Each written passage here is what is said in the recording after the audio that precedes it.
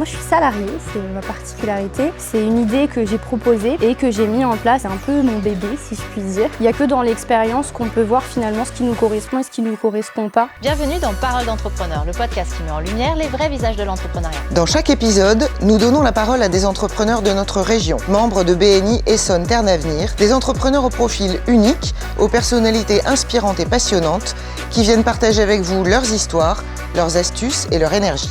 Bonjour à tous et bienvenue pour ce nouvel épisode du podcast Parole d'entrepreneur de BNI Essonne Terre d'Avenir. Aujourd'hui, j'ai le plaisir d'accueillir Laetitia Delcroix. Bonjour Laetitia. Bonjour Caroline. Alors merci d'avoir répondu à notre invitation pour partager ton parcours d'entrepreneur et parler de ton métier. Justement, première question, qu'est-ce que tu fais Laetitia ? Qu'est-ce que je fais ? Alors moi je suis salariée, c'est ma particularité dans ce podcast d'entrepreneur parce que dans le BNI il y a aussi des salariés et je m'occupe des bilans d'orientation.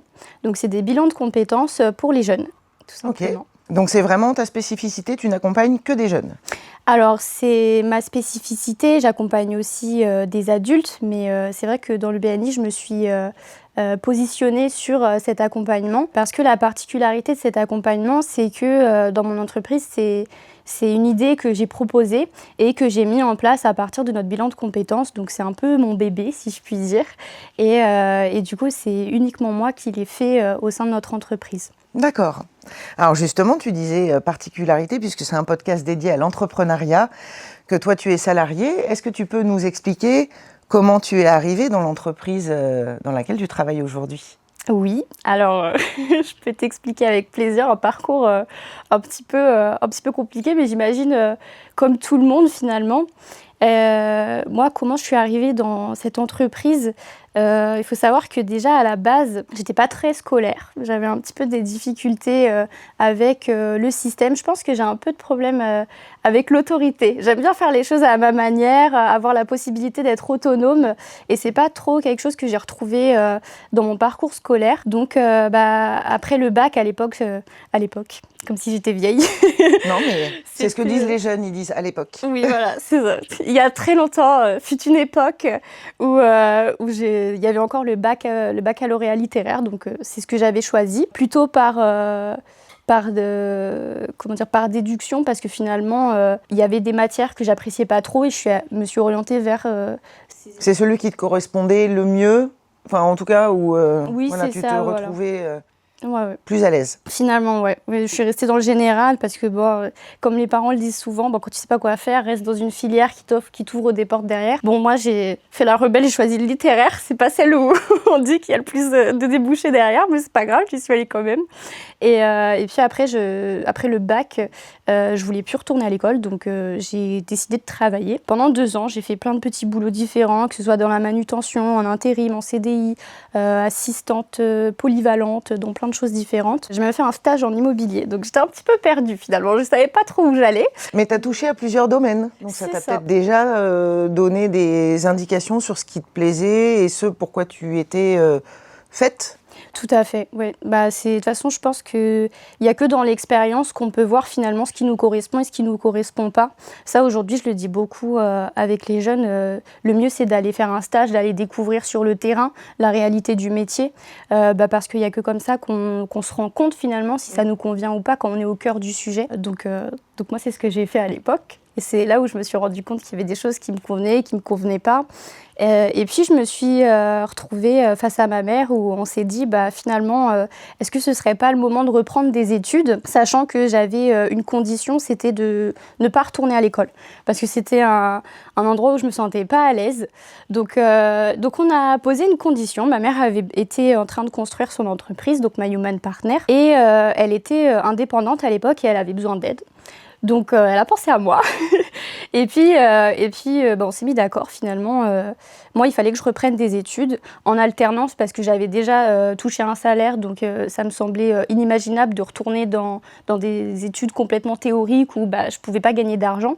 et elle avait besoin d'aide. Donc j'ai fait des études et je l'ai fait en alternance chez elle, chez My Human Partner. J'ai fait un BTS gestion des petites et moyennes entreprises, donc rien à voir avec ce que j'avais fait comme baccalauréat. Finalement, ça se rapprochait plus de la STMG, si on peut dire au niveau du bac.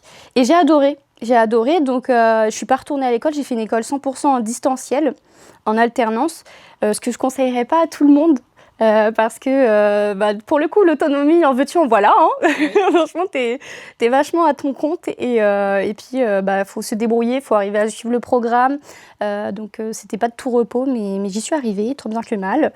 J'ai passé mon diplôme et puis du coup je suis restée dans cette entreprise dans laquelle je me plaisais parce que finalement j'avais aussi cette autonomie, le pouvoir d'agir, des idées qui étaient entendues et c'est quelque chose que j'avais pas retrouvé dans mes anciens métiers et du coup je suis restée jusqu'à aujourd'hui, voilà, jusqu'au bilan jeune. Et justement, alors, le BTS gestion PME, ça t'a peut-être apporté aussi des nouvelles compétences que tu peux mettre à profit au sein de l'entreprise. Donc tu disais que tu es salarié, mais peut-être que tu as des compétences qui sont des compétences qu'on retrouve chez des chefs d'entreprise et avec lesquelles tu peux probablement échanger avec ta maman sur les orientations que vous voulez donner à l'entreprise en général. Ouais, complètement. À la base, quand j'étais en alternance chez elle, j'étais assistante polyvalente de direction parce que finalement, c'est les débouchés, c'est un des débouchés que propose ce BTS. Et ça m'a permis de voir beaucoup d'autres choses parce que, en littéraire, tu parles beaucoup d'analyse, de philosophie, mais on ne parle pas vraiment de la vie d'entreprise. Et puis là, ce baccalauréat, ça m'a permis de comprendre un petit peu comment fonctionnaient différents services d'une entreprise, donc la partie RH, la partie comptabilité, la partie management, et ça m'a permis vraiment, en alternance, de le voir sur le terrain et avec l'école de comprendre en théorie ce qui se passait, quoi. Alors, quelle est l'activité principale de My Human Partner ? Parce que toi, tu as créé ton petit bébé sur le bilan jeune. Mais l'activité principale, ou en tout cas d'origine de My Human Partner, qu'est-ce que c'est ? Alors l'activité principale, à la base, on est un cabinet en ressources humaines parce que ma mère, qui est la dirigeante, a travaillé 20 ans dans les services ressources humaines, notamment dans le secteur bureau d'études ingénierie, BTP, tout ça. Donc c'est là où elle s'est spécialisée en ouvrant son entreprise.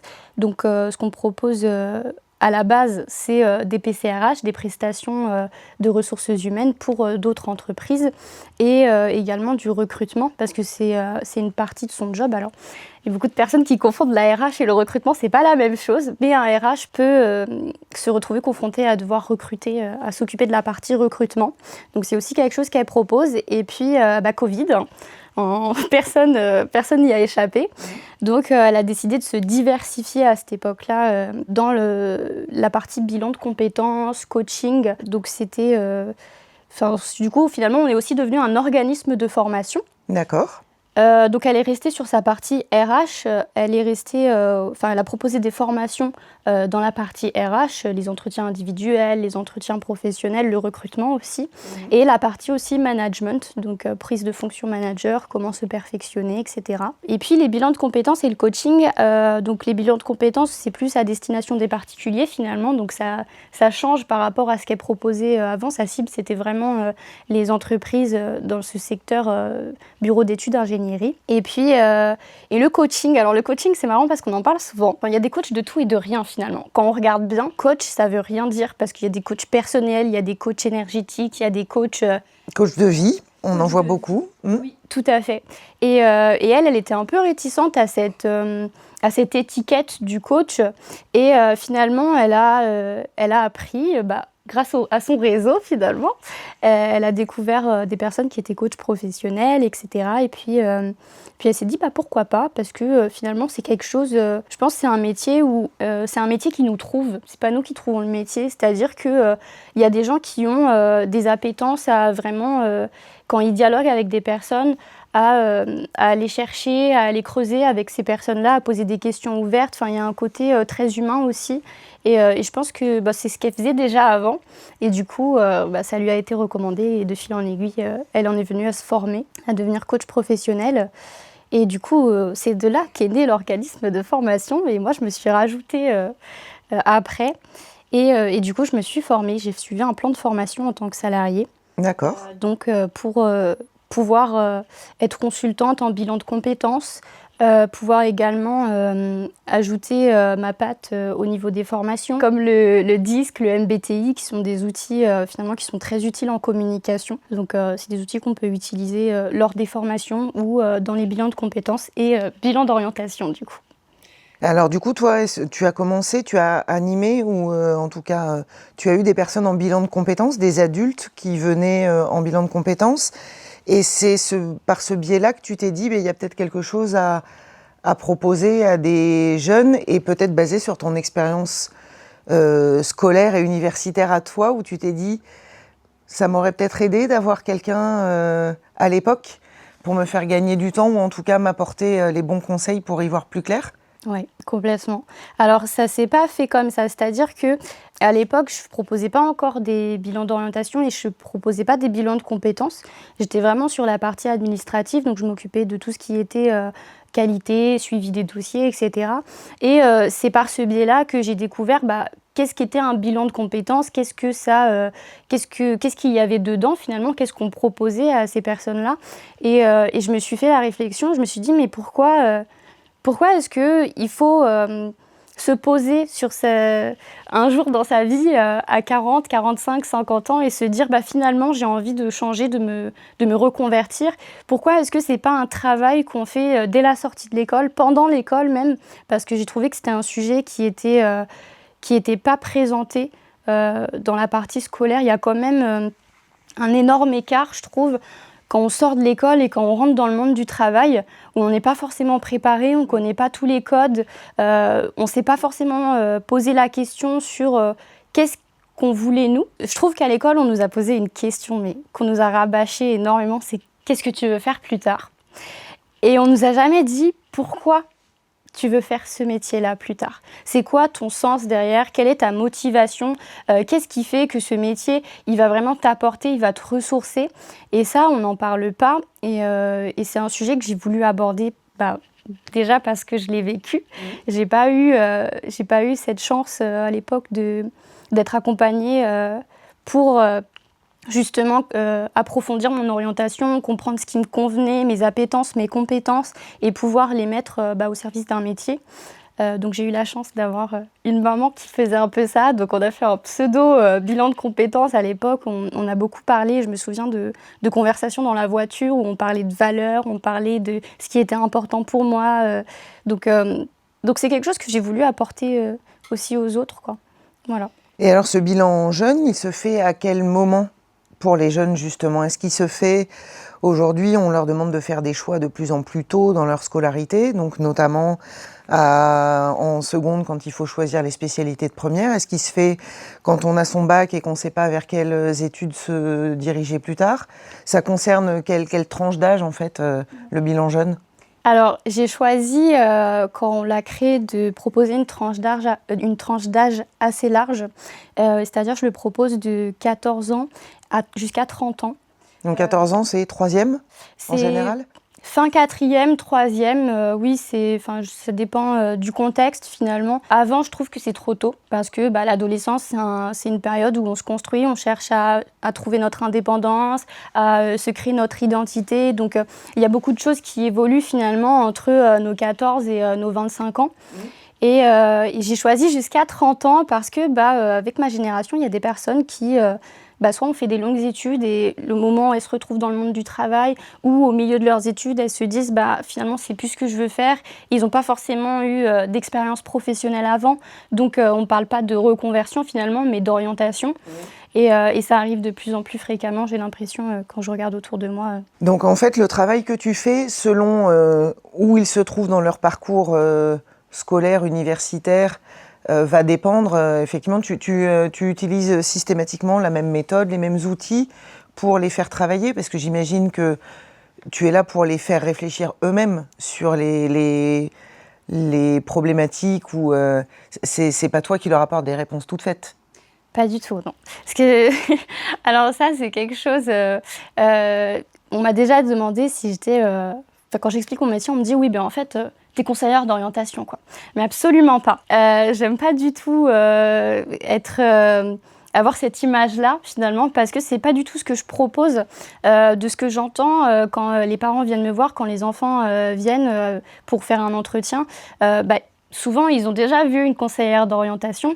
Je crois qu'aujourd'hui, ça a un autre terme, c'est psychologue d'orientation. Oui, il y a un autre terme. Mais en gros, c'est ça. C'est quelqu'un qui est rattaché directement à l'établissement scolaire et qui est disponible pour répondre à des questions.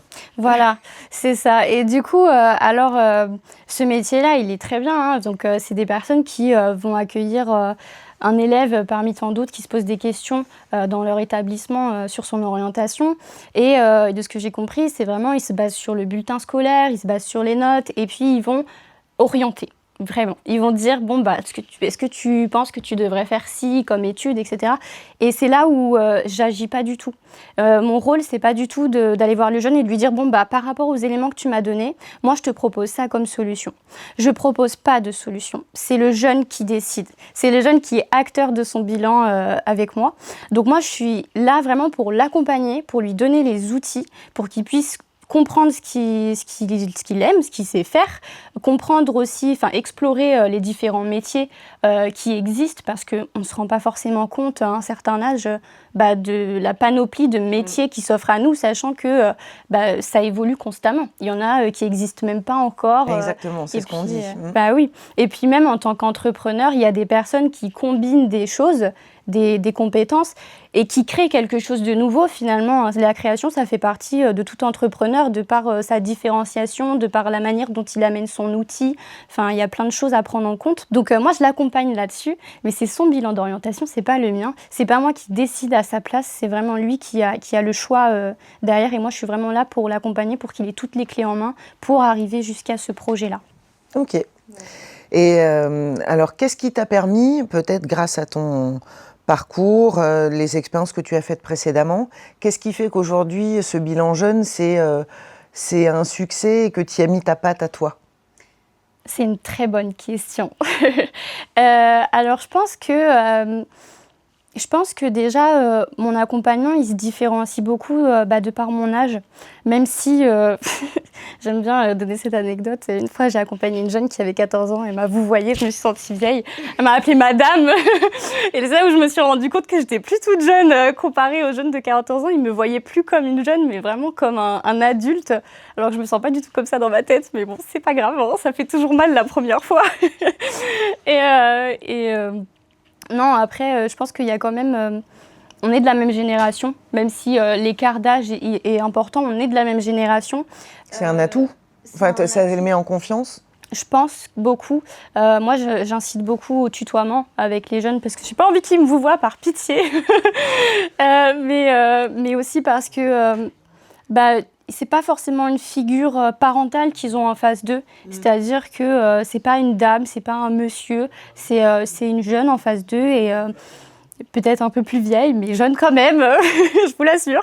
Et du coup, ça fait que je les mets vraiment en position d'adulte face à moi. C'est-à-dire que je vais pas... moi, j'aime bien parler de l'analyse transactionnelle à ce moment-là. Donc c'est un outil dans lequel on prend plusieurs postures quand on parle avec des personnes. Il y a différents états du moi. Et moi, vraiment, je leur parle en adulte et j'attends qu'ils me répondent en adulte. Oui, vous êtes sur un pied d'égalité, en fait. Exactement. J'essaye au maximum parce que j'ai envie de voir la personne qui sont vraiment. Avec leurs responsabilités, malgré leur jeune âge, ils en ont quand même parce que c'est leur orientation, donc c'est à eux de prendre des décisions. Et voilà, je leur apporte pas toutes les solutions, je réponds pas à leur place. C'est vraiment, ils sont acteurs de leur bilan, ils sont acteurs de leur avenir, et c'est à eux de décider derrière. Ok. Et comment est-ce que tu fais aujourd'hui pour faire connaître cette activité, trouver des nouveaux clients, voilà, quels sont tes canaux de communication, prospection? Tu as cité BNI tout à l'heure, donc... Déjà, bien sûr, le BNI, hein. D'ailleurs, quand je suis rentrée dans le BNI, c'était pour présenter le bilan d'orientation parce que, comme je te l'ai dit tout à l'heure, on fait plusieurs choses. On s'est spécialisé dans les formations, la RH, etc. Et puis ma mère m'a dit, écoute, tu veux vendre le bilan jeune? Vas-y, va au BNI, va vendre ton bilan jeune. Donc, expérience toute nouvelle pour moi. J'avais pas du tout l'habitude, hein. Je suis pas du tout commerciale dans mon métier. J'ai jamais eu à aller prospecter, à aller vraiment vendre un projet qui m'appartient. Donc expérience toute nouvelle.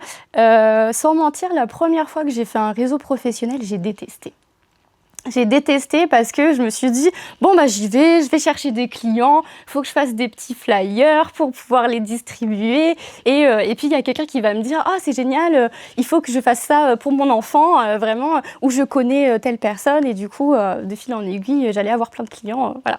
Il y avait 20 personnes, 20 potentiels clients. Et finalement, pas du tout. T'es revenue bredouille? Je suis revenue bredouille, mais parce que j'avais rien compris au réseau.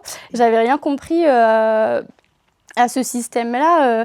Et en fait, quand on va dans un réseau professionnel comme le BNI, on n'y va pas pour distribuer nos cartes de visite ou pour aller chercher des clients parce que personne vient, comme une personne me l'a souvent répété, personne pour acheter ne quelque vient. chose. Voilà, pour acheter quelque chose. On doit connaître la même personne. Et du coup, oui, donc en fait, on n'y va pas dans l'optique de vendre quelque chose, on y va dans l'optique de faire parler d'un projet, de faire parler de ce qu'on vend et surtout de faire comprendre parce que quand on est dans notre métier, quand on est dans notre bulle, ça nous semble logique, mais pour tout le monde, c'est pas forcément... il faut vulgariser, il faut parler avec des mots avec lesquels les autres peuvent nous comprendre et il faut être efficace dans sa prise de parole.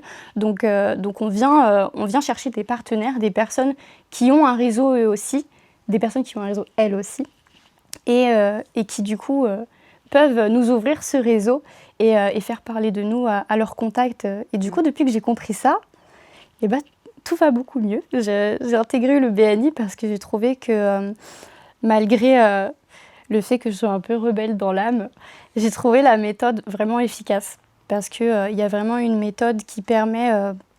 on ne vient pas prendre un goûter, parler avec les copains. On vient vraiment faire du business. Tout le monde est là dans la même optique. Et ça crée des relations professionnelles, mais des relations professionnelles pérennes. Et c'est ça vraiment que je cherchais. C'est qu'il y a cette régularité. C'est que au fur et à mesure du temps, on apprend à se connaître. Forcément, on dit qu'on ne vient pas chercher des amis, mais il y a quand même des relations humaines qui se créent, parce qu'on n'est pas uniquement notre profil professionnel. Et c'est quelque chose que j'ai beaucoup apprécié. Et des personnes qui sont motivées, qui ont envie d'aller de l'avant et qui ont envie de partager leur réseau avec les autres.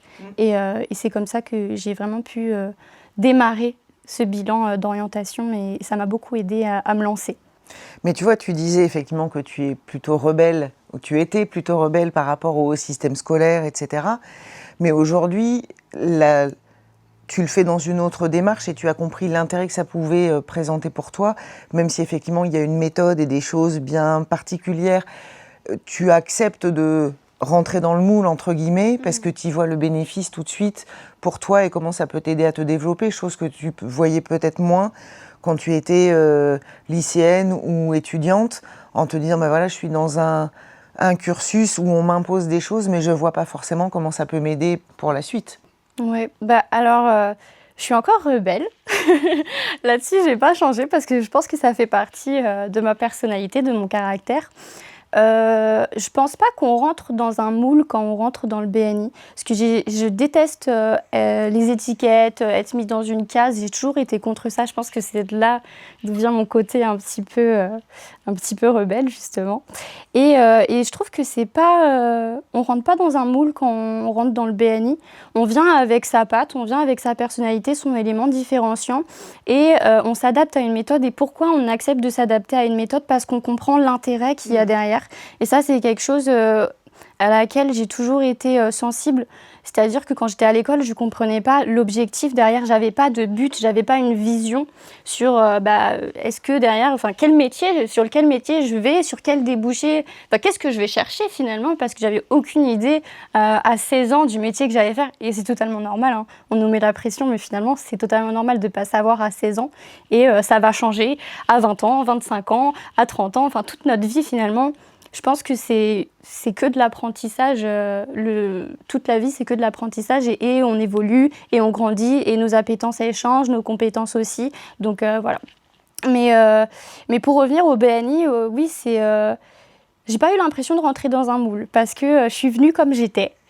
Et puis j'ai vu le pourquoi, j'ai vu l'intérêt qu'il y a derrière. En fait, je viens pas suivre une certaine méthode pour le BNI. Je prends l'outil qui est le BNI. Bien sûr, et tu te l'appropries pour que ça soit le plus efficace. Exactement, exactement. En fait, c'est le BNI qui me sert et pas moi qui sers le BNI. De plus en plus au quotidien, déjà en un an, ça fait un an que je suis au BNI et je vois l'évolution considérable. Je pense qu'il y a un an, on m'aurait dit de faire un podcast, j'aurais dit « Ouh là là, pas du tout !» Pas du tout, j'aurais bégayé tout le long et j'aurais été très mal à l'aise.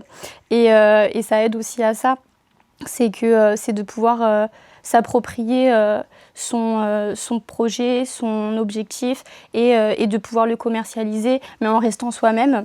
Et au quotidien, les outils que m'a apporté le BNI, je les utilise dans d'autres contextes parce que finalement, l'intérêt qu'il y a derrière, c'est mon projet. Bien sûr. Voilà. Et alors justement, tu disais au tout début que tu n'étais pas entrepreneur, mais est-ce que tu te sens un peu plus entrepreneur maintenant que tu as ton projet à toi que tu as ficelé et que c'est à toi d'aller le développer, le commercialiser, le faire connaître? Complètement, oui. Alors après, je pense qu'il y a des salariés qui sont plus dans la partie commerciale, qui ont l'habitude de ce genre de choses, mais sachant que c'est pas du tout mon cœur de métier à la base, je pense que oui, je pense qu'il y a aussi cette implication. J'aime bien quand je fais quelque chose de le faire à 100%, sinon il n'y a pas d'intérêt. Et là, en plus, comme on m'a donné l'occasion d'avoir mon propre projet, je me suis sentie écoutée et du coup, ça m'a permis d'être impliquée en tant que salariée dans cette entreprise parce que finalement, je co-construis cette entreprise avec mon dirigeant, enfin mon patron. Et du coup, ça m'a permis vraiment d'aller chercher des choses nouvelles. Et oui, je pense qu'il y a beaucoup plus d'implication du fait d'avoir cette liberté et cette autonomie d'aller chercher les choses par soi-même. Donc, ouais, ça m'a apporté une nouvelle vision du travail que je n'avais pas avant. Ok. Qu'est-ce que tu donnerais comme conseil à un jeune qui aimerait se lancer dans l'entrepreneuriat? Eh ben, de faire un bilan d'orientation. C'était un petit peu téléphoné. Pourquoi pas faire un bilan d'orientation pour se conforter dans son projet, parce que c'est vrai que les choses nouvelles, l'inconnu, ça fait peur. Après, je lui dirais de se lancer, parce que s'il a un projet, s'il est construit, si derrière il a quelque chose à donner au monde, ça vaut le coup qu'il soit vu. Donc moi, je lui dirais d'y aller, de croire en soi et de foncer, quoi, parce qu'il n'y a pas de mauvaises idées. Il n'y a que des idées qui se construisent et qui se développent. Et quels sont tes projets pour les mois ou les années à venir? Est-ce qu'il y a des nouveaux bébés My Human Partner en réflexion?